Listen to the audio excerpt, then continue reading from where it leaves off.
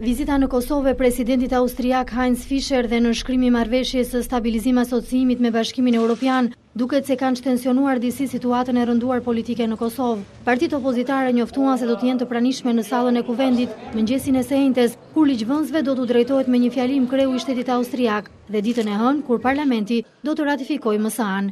Megjithatë, opozita e ka bërë të qartë se nuk tërhiqet nga qëndrimi për dy marrëveshjet, atë për bashkësinë e komunave serbe dhe caktimin e kufirit me Malin e Zi. Në njoftimin për mediat, vetvendosja AK dhe Nisma theksuan se nuk kanë asnjë kundërshtim për fjalimin e presidentit austriak, që e vlerësojnë si nder për parlamentin. Ndonse shprehin rezerva për MSA-n, veçanërisht për faktin se ajo nuk e trajton Kosovën si shtet, tre partitë sigurojnë se nuk do ta bllokojnë procesin e votimit për ratifikimin dhe se marrëveshja është një hap në raportet kontraktuale me BE-n. Opozita paralajmëron që shumica të mos përfitojë duke futur çështje të tjera në rendin e ditës në seancën e së hënës, pasi në një situatë të tillë përgjegjësia do të ishte e qeverisë.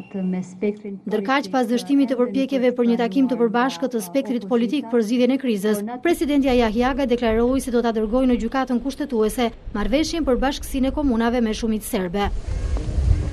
Gjatë takimit që pati me të, presidenti austriak Fischer sugjeroi se nëse ka probleme, ato duhet të zgjidhen mbi bazën e negociatave.